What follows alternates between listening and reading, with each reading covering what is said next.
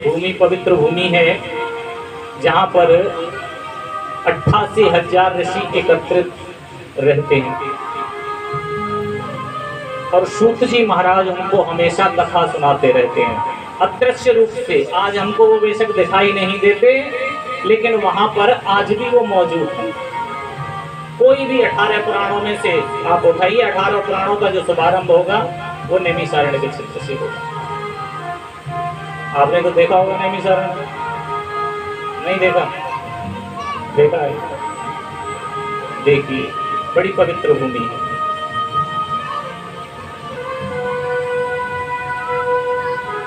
उत्तर प्रदेश में सीतापुर जिले में पड़ता है, लखनऊ के पास सीतापुर जिला में, वहीं है नैमिषारण्य। 88,000 ऋषि एकत्रित हुए। उसी समय वहां श्री सूत जी महाराज का आगमन हुआ। सूत जी महाराज जैसे ही आए, सब ऋषियों ने उठकर के उनको साष्टांग दंडवत किया, और हमें भी करना चाहिए। लेकिन दंडवत करने का, एक प्रणाम करने का एक तरीका अलग बताया गया। हमें वैसे शर्म लगती है किसी को प्रणाम करते हुए, आज का मॉडर्न जमाना हो गया है ना, इसलिए। प्रणाम का मतलब होता है जी 5 अंग, 2 हाथ, 2 पैर और ये मस्तक 5वां। कितने वो 5 ही हुए ना? ये 5 अंग हमारे जब तक पृथ्वी पर लग करके सामने वाले के सामने न झुक जाए, जब तक हमारा प्रणाम मान्य नहीं होता। और अब तो प्रणाम हाथ जोड़ करके ही हो जाता है। वो हाथ भी जोड़ना अब तो छोड़ गए महाराज। हाय हेलो, ये देश की संस्कृति है, इसीलिए तो हम कह रहे हैं महाराज पवित्रता घट गई।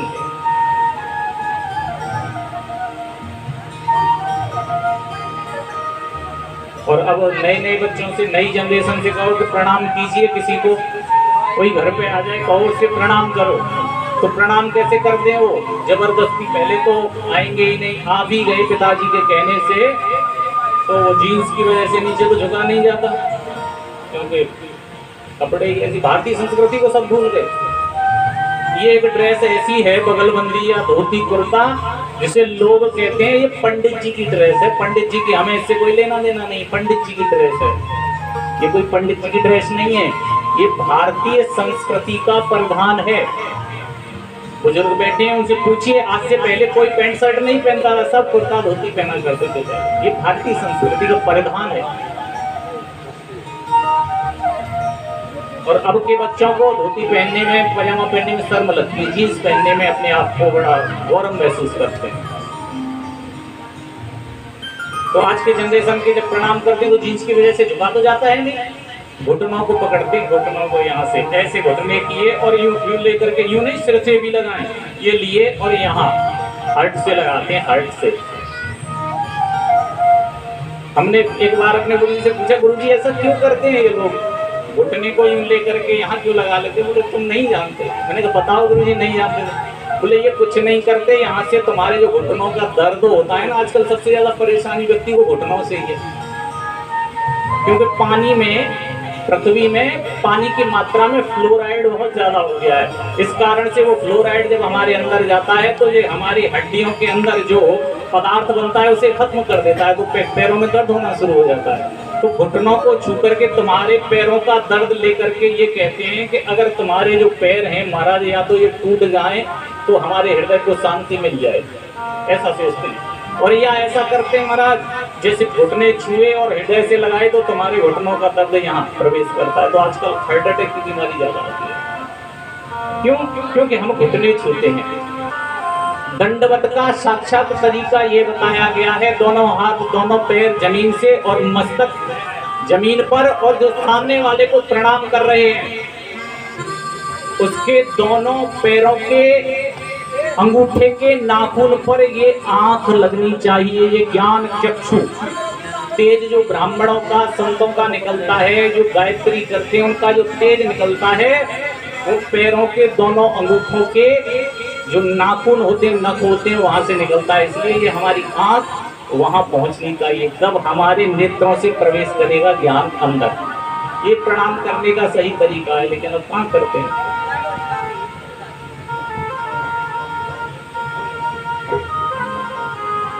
सूत जी महाराज आए, सूत जी महाराज को देख करके 88,000 ऋषि खड़े होकर के उन्हें प्रणाम किया। और 88,000 जो ऋषि हैं, इनमें इतने बड़े बड़े ऋषि हैं महाराज, जिनकी आयु 50-50 हजार वर्ष की। पता नहीं एक एक ऋषि के सामने कितने बार ये चतुर्युगी आकर के निकल गए। इतनी बड़ी उम्र के होने के बावजूद भी सूत जी महाराज बिल्कुल नवयुवक हैं, लगभग में 20 साल की अवस्था मानी है। उनके लिए सबने प्रणाम किया, क्योंकि एक बच्चे के लिए बुजुर्गों ने भी प्रणाम किया। बोले हाँ।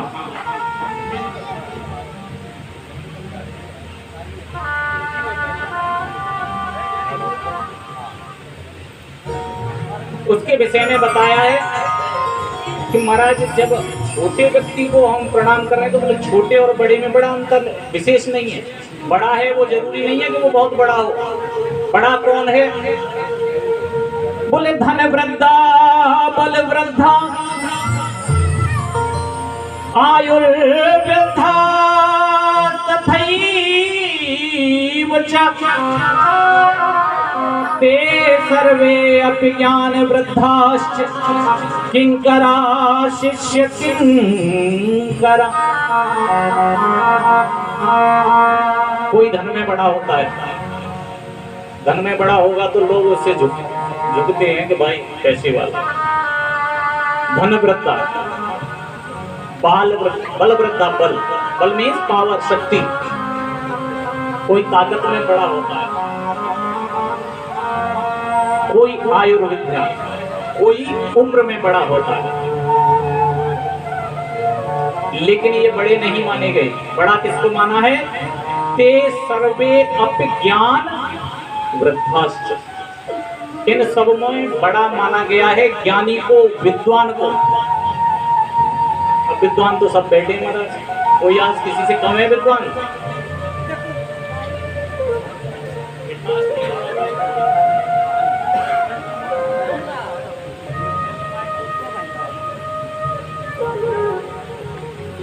तो ज्ञान की परिभाषा क्या है जी?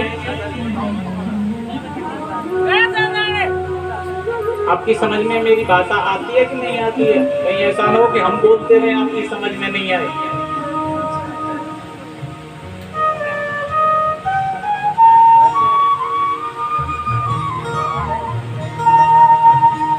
ज्ञानी सभी हैं, लेकिन ज्ञान का एक विषय ऐसा है जिसे हमने अगर ध्यान से उतार लिया, सुन लिया, तब हमें पता चल जाता है कि ज्ञानी कौन है।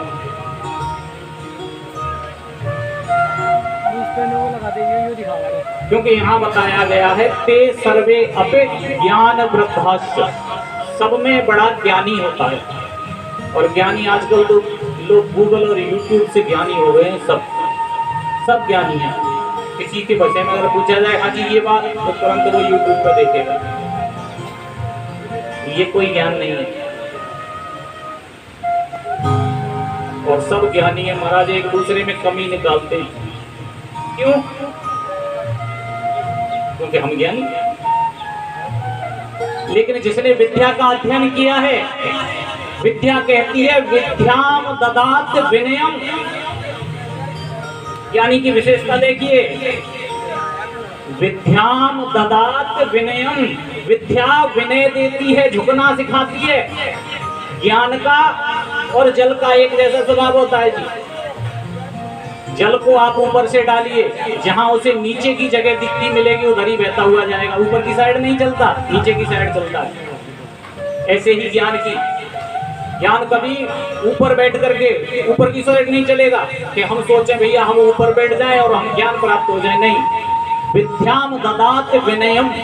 विद्या विनय देती है और विनय सिखाता है नीचे झुकना।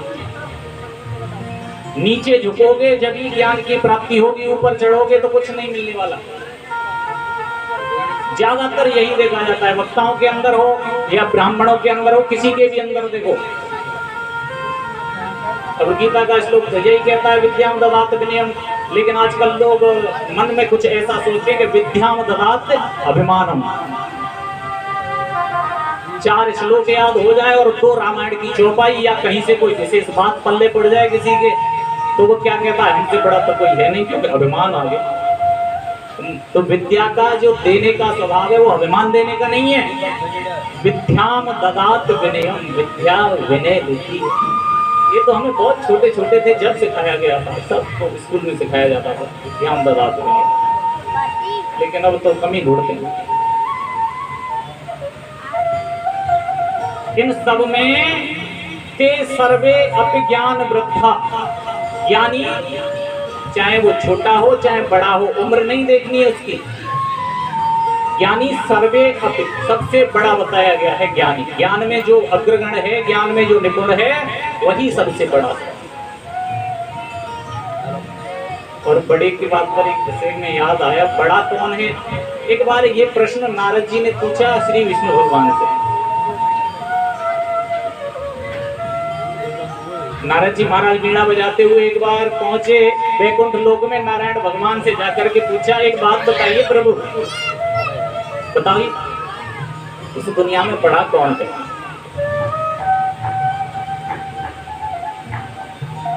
बड़ा कौन है।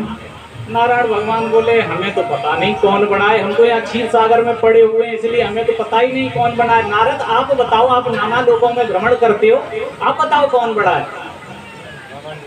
नारद जी बोले हम बताएं, बताओ। नारद जी बोले महाराज मैं पृथ्वी पर बहुत भ्रमण करता हूँ, इसलिए मुझे ऐसा लगता है कि ये पृथ्वी दुनिया में सबसे बड़ी है।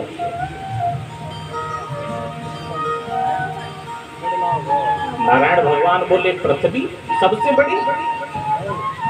हाँ महाराज, कैसे मान ले नारद, क्यों। तो पृथ्वी जो है शेष ने अपने फन पर लगा रखी है, नीचे शेष का फन लगा है, उसके ऊपर पृथ्वी है।